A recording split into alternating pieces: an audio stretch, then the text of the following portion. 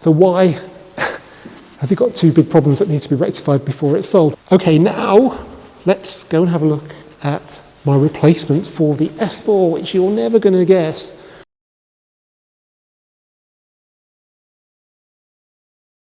Hello and welcome back to the Volkswizard channel. Welcome to the second video from the new Volkswizard premises.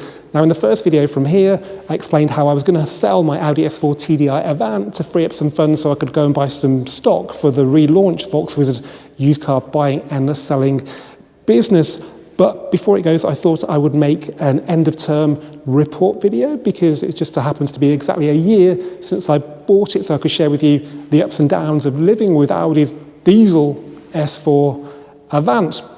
Also later in the video I'll explain to you why this Audi A3, which is the very first car that I bought for stock for the relaunched business, has not exactly gone to plan, and how if you're buying these cars privately out of Auto Trader, well, if you bought this one you'd be wishing you'd bought one from a dealer with a warranty. And later in the video I'll show you the replacements for my S4 TDI Avant, which I think you might be quite surprised about. But first, let me give you a tour of the new premises and I'll show you what's changed in the month since I filmed the first video. Okay, let's start off then with the main storage area. I won't call it a showroom because it does more than that. It's the storing cars, preparing cars and presenting them. Though you're more than welcome to see cars outside if it's nice weather, but if it's raining or dark, I think the light in here is pretty good. We have some cars in here now, which is great. There are 5 cars in here. You probably can't see them, we'll have a look later. But the good news is I can get 4 cars across the back. And yeah, I don't really want to do 2 rows of 4 because this is probably a bit too close to the working area.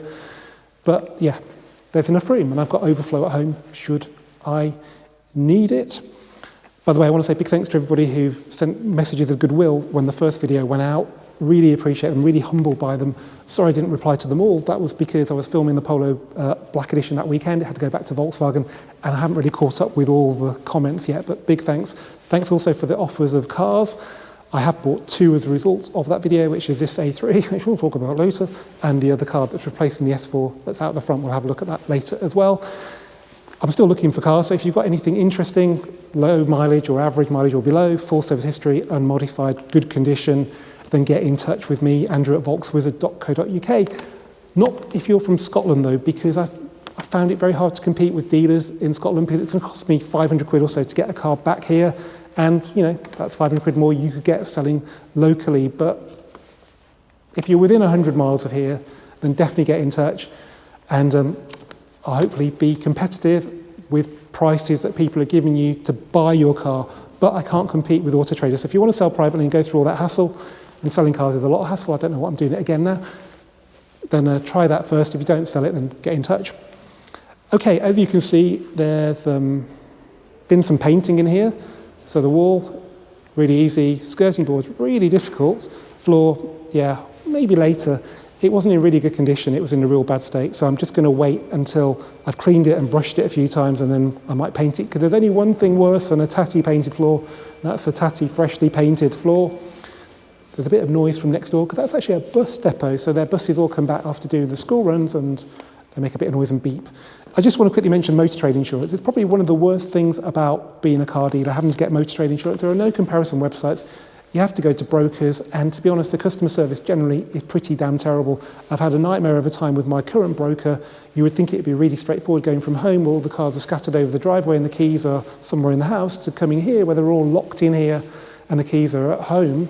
But because, yeah, I don't really want to go into it, but I've moved to a company called Plan Insurance in Surrey. If you're in the motor trade, check them out. I used them actually, I think, twice in the past and only left them because they were getting a bit expensive. But on reflection, you pay for quality. I think I should know that. Okay, let's have a better tour of this unit. I'll show you the cars in here, then we'll have a look at the office, and then we'll talk about the S4 and this one and the replacement for the S4. Okay, so this is the bit you haven't seen, the workbench, which I was really excited about. I was right to be excited about. It's really, really important. It's a bit of a mess now. It won't be like this. It's just because there's painting and decorating stuff over there, and I'm bringing stuff in from home as I need it, and it's not really found its place yet. But the good news is there's plenty of room and different levels of storage, so that's great. So yeah, you can see I couldn't really reach up there, but there's a natural line in the wall, so I've kind of actually quite like the two-tone finish. The skirting boards, though, were a real nightmare, but I think they look pretty good now. Not sure what's happened there. The floor, the oil, I wonder where that's come from. This was in the Dolomites in Italy. This was the RS3 that I borrowed from Audi for, I think, a week. And this is a real terrible photo in the car park, but the mountains are amazing. But I think I'm going to actually get my own prints mounted on these boards and put them up in here. And it should, look pretty good. Okay, you haven't seen this car on the channel for a long time. It's my Mark II Golf GTI. Currently hasn't got an MOT because I haven't taken it for one. I don't think it's been anywhere since the last one. It got nearly crushed by a tree in my back garden during Storm Dara at the beginning of December. There's the dent, which I really need to actually make sure it doesn't rust any worse than that, because other than that, the tailgate's okay. It needs to get painted. The roof's not brilliant.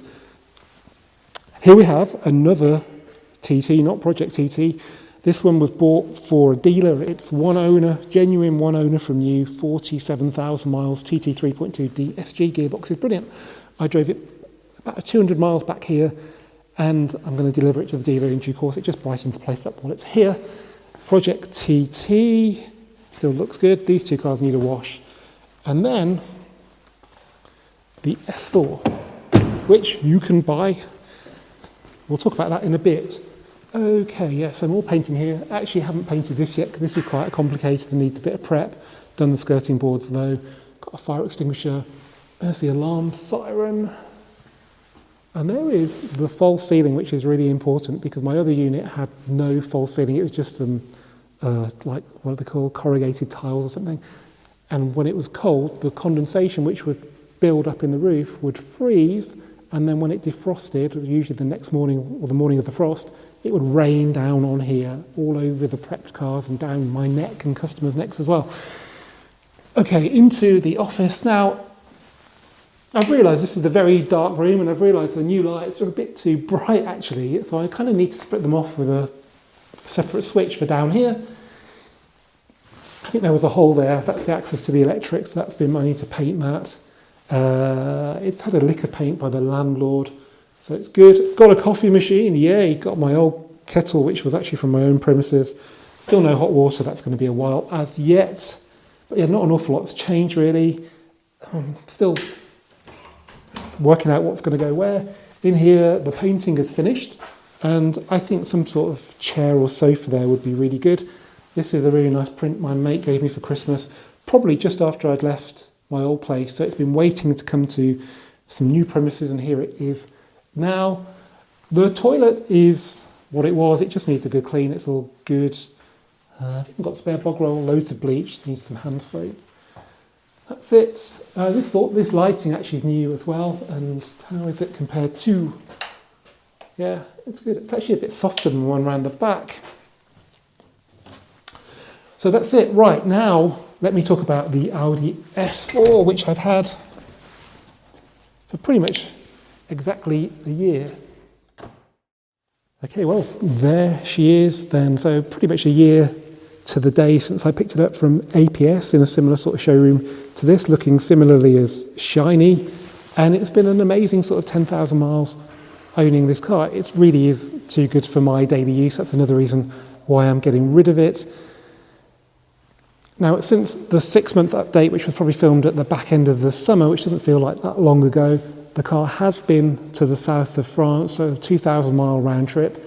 And that's the kind of trip this car is designed for. And to my surprise, stick it in dynamic mode, and it actually can do the hill roads, the colder terrain and all that really, really competently. It was really, really impressive. What's helped is it's got pretty decent brakes as well, because it is quite a heavy car, best part of 2 tons. But reliability wise, apart from the SOS fault, which was there when I got the car and was fixed for peanuts, so it was quite a long job, there's been absolutely nothing wrong with it. In fact, thinking about it, I didn't really worry too much about taking it abroad, even though we were going to go to the wilder parts of France, and if it broke down there, it could have been a big problem. It's been hard to fault, and that's unusual because it's a mild hybrid car, and there have been issues with some Audis, but this one, yeah, it honestly has been absolutely faultless. A big thing for me was getting the MPG up by fitting the Bridgestone Turanza 6 tyres. So it was doing 40, fairly often, but with these tyres, it took it up into the mid-40s a lot more regularly. And I actually got to like the silver trim on it, the mirrors, the window surrounds, the sill covers, the front of the car. I actually quite like that. I don't really like the black editions when I see them, and pretty much every 2 litre looks like a black edition S4 because most of them have got the black styling pack. This grille, actually when I see it coming towards me, it's generally an S3, so it's a very distinctive S spec grille. And as you might remember, the spec on this car was not really the spec a car in the UK should have, because it's one of the early introduction to market cars. Some cars went to become press cars, and some cars went to be dealer demonstrated, and that's what this car was down in Hampshire somewhere. So it had things like the adaptive dampers, the torque vectoring rear diff, the sport diff, and it had the red calipers, and it had head-up display, all things that shouldn't be fitted and can't even be fitted as an option to what is the base model, because it's got the silver trim. So the higher models, I think, was there a black edition, and there was a Vorsprung as well. Now, before I went to France, I had it MOT'd, and it passed no problem, but there was an advisory for the front pads, which I didn't actually notice, and it's been all the way to France, driven pretty hard in the mountains and come back, and the pad wear sensor warning light hasn't come on yet, so maybe that was a little bit premature, but they're not a big deal to do. Anyway, they're monoblock calipers, which is, different, quite interesting to do. And then when it came back, I had to look through the history and realised that it was maybe juice and bits and pieces, so I did the fuel filter, which is very interesting. It's under the car, sort of under the driver's seat, and the air filter, which was pretty straightforward.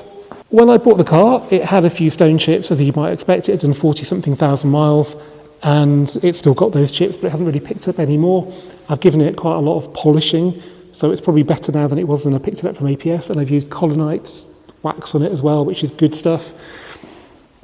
Now, this isn't the reason I'm selling it, but it kind of did make me think, do I need such a nice car for daily use? I can be really careful with it and, worry about where I park it, but unfortunately, when you're driving cars on the public road, other people may not be so careful.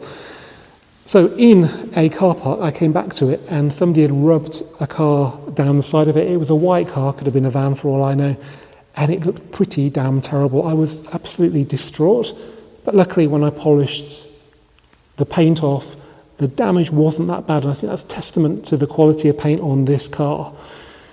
So it looks okay probably from here. There's a slight rippling to the panels, the 2 doors, but I don't think it's worth painting. And yeah, it's a real good testament to the quality of the metalwork and the paintwork on these cars. It's much better than Volkswagen's. So I don't know if that looks bad to you, but it's not perfect. It also, what I didn't realise for a long time later is that it's taken the paint off the sill cover here. This car is for sale, so the going rate according to Auto Trader, if you look on Auto Trader, 50,000 miles, probably not even cars with this spec because these cars are very unusual, would be £30,000. I'm going to do it for 28.5, and I think £1,000 that will be a warranty anyway. So if you want to buy it, get in touch. I'll list the spec in the description of this video, but I can't remember it. It's so high. It doesn't have the sunroof. That's probably the only thing that it would be missing. One little tweak I made, actually there are a couple of tweaks. Hopefully I've got the key on me, let me show you.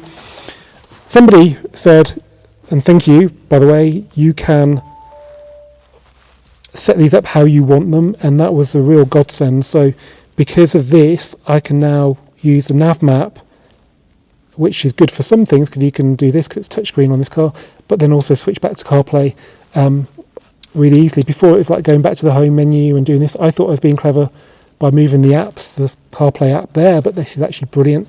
And also somebody said, are you going to enable wireless CarPlay? And I don't know why I didn't do that before, but I've done that now and it works really well. I'm not sure why it's not coming up now, but yeah, it's really, really good. And the beauty of it is that I can keep CarPlay connected, which is great for navigation, but say Kate can use my phone to film stuff. Wireless CarPlay works brilliantly. We've also got self-parking, and we've got the area view camera as well, which is really nice. Quite a big car.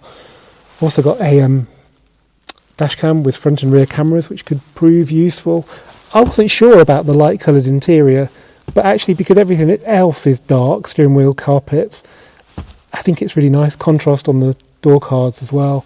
It just really brightens the place up. It's got quite a dark headliner being a sporty car, But no, this is probably one of the best interiors on pretty much any car aside from, say, Bentleys. I mean, this was a 50k car when it was new, and it really is just beautiful. Even the door cards are great, and look at that. Might not say S4 on everything, but it definitely says it on the floor. The back door cards are pretty much the same sort of spec as well. I think they've got ambient lighting as well. And there's loads of room. It's quite a big car, probably about as big as maybe a C5 H6 at a guess. So there's loads of leg room, even with hard back seats. I can't imagine the new A5, which is the equivalent to this car, will be as good inside. I must put one from Audi and see for myself. But I'm going to miss this car. Maybe I'll revisit one in the future. But for now, I have to go to a good home. Now on to the A3. I was hoping to have something a bit more exciting as the first car that I bought to sell on with Volkswizard Mark II, but it's the fourth car off the same seller.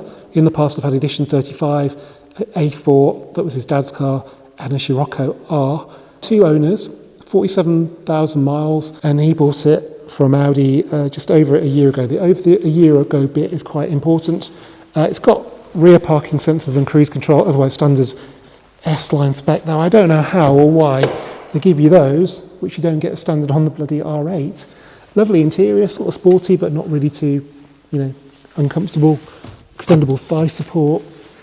No heated seats, but we do have dual climates. It's just a lovely interior, this A3. It's probably not as good as this, but it's way better than the new A3 when it comes to quality. 225/40 18-inch tyres on, I think these are I don't know if they should be diamond cut or they're silver. They've probably been refurbished, and I don't think they look too bad for it, so that's nice. It's just a great looking car. It's a facelift car, so it's got this aggressive rear sort of diffuser thing with 2 exhaust tailpipes. It looked pretty good with 4, but that would just make it look like an S3, wouldn't it? It comes with a luggage net, and it's even got a spare wheel, which as usual was totally underinflated. Put that back up. Yeah, it's a lovely car. It's got all the bills, which is quite unusual in this day and age. Seat bolster's good, and it drives really, really rather well. So why has it got 2 big problems that need to be rectified before it's sold? Well, yeah, let me show you. Firstly, we have this oil. So this is from this car because it was actually parked the other way around when I was polishing it. When I saw the car, I could smell gearbox oil. It's a very distinctive smell, but it just didn't click, and it should have done. And on the way back, I got on the M40, so it took me quite a while to realise there was something else wrong. But there's been such a lot of issues with manual clutch cars on the MQB platform that I just thought I'd test it. And I was like, am I dreaming? Is the clutch slipping? Are the revs going up? Am I in an automatic? Put it into 6, didn't do it, and I just tried it again before I got off the motorway in 5th, and the revs were going up, but the speed wasn't. So I thought initially if there's oil and it's slipping, it's going to be the input shaft on the gearbox leaking onto the clutch. But actually, it's got 2 separate faults. So the clutch is completely unrelated to the oil, which is actually the differential seal, and it's flicked it up a long way around the back of the car.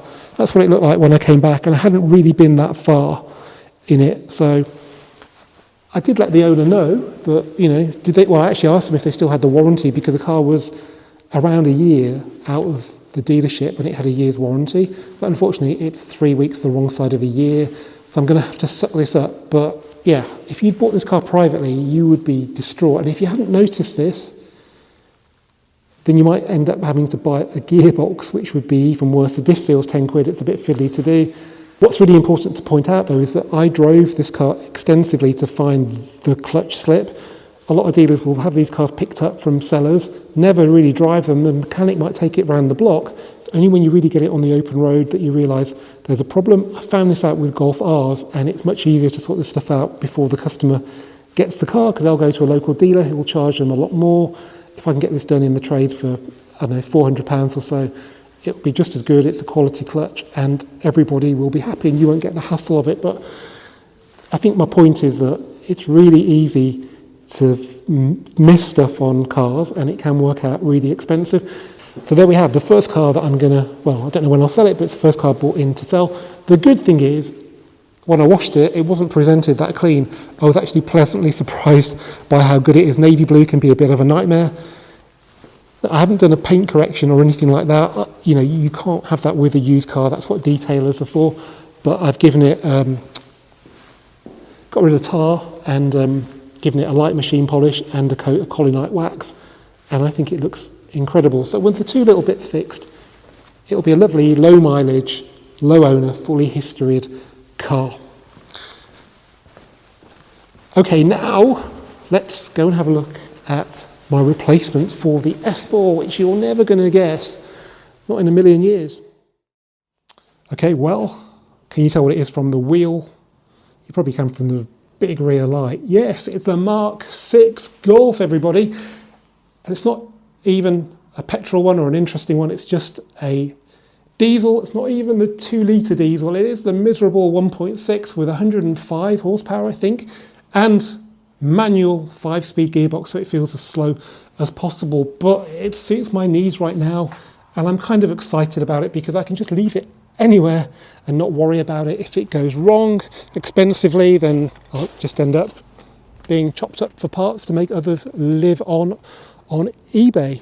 And it still looks smart, it drives okay, it's got the multi-link rear suspension, doesn't have a lot of urge, but it's a lot of car for what I paid for it. Two reasons why I bought it. One, it belonged to John, who was a subscriber to my channel. It was his company car from new, so it's 14 years. He did 60,000 miles in the first 3 years, and then it's done 133,000 now in total. But he's looked after it, as you can tell, and he's had it serviced religiously as well, so it still looks smart. There's no shame in driving an old car as long as it's tidy. There's not really much rust, apart from on the number plate screws, a little bit on the tailgate. Wheel arches have survived really well. There aren't even any dents that need pushing out. Tyres are decent. Wheels are good. Brakes are good. It's got a shine to it. I mean, it's dirty at the moment. There is a little bit of rust there that John was a little bit annoyed about because it had come from the outside, from the inside out. It wasn't his fault, which is quite unusual. But the good news is you can buy a whole tailgate with the lights, everything, just bolt it in, plug it in, £40 off eBay. There we go. What do you think, guys? I was thinking it's not a very YouTube car, but actually there's loads of people who make videos with cars like this that were bought for peanuts. I paid not a lot of money. Well, it was the WeBuyAnyCar.com price. That's all I had to match with John. Happily do that with other cars as well. And I'm super happy with the deal. When I want to get rid of it, I'm not sure when that will be. I probably might even make some money on it. So thanks, John. Let's just show you inside, because again, this is where these Mark 6s are proving very durable. I'd say more durable than Mark 7s. I mean, listen, it still sounds like a Golf. Steering wheel, still mint, probably just needs a bit of a clean. Seat bolster, it's not very bolstery, but it's still, like, you know, you wouldn't say that was bad on a 50,000 miler, would you? It's done 133. Even the floor mat's good. It does need a bit of a clean. This is a match model, so yeah, I know, it's impressive, isn't it? It does have, I think the wheels are match. It does have cruise, which is great, although I could retrofit that. Another thing about match, you think you get the multi-function steering wheel. It's also got a USB connection there. It's got Bluetooth as well. Front and rear parking sensors, that's another match thing. So there we have it, Volkswizard shitbox number 2, because I did run a Bora TDI 130 for a while. I think I put that in as scrappage against my first up GTI. Unbelievable. I will probably make some videos with this car, maybe like an economy challenge or something like that, because it can do potentially 80 miles to the gallon. But yeah, let me know what you want me to do with this car in the comments. As ever, guys, thanks for watching this Volkswizard video. Keep subscribing, keep commenting, and I'll see you for the next one very soon.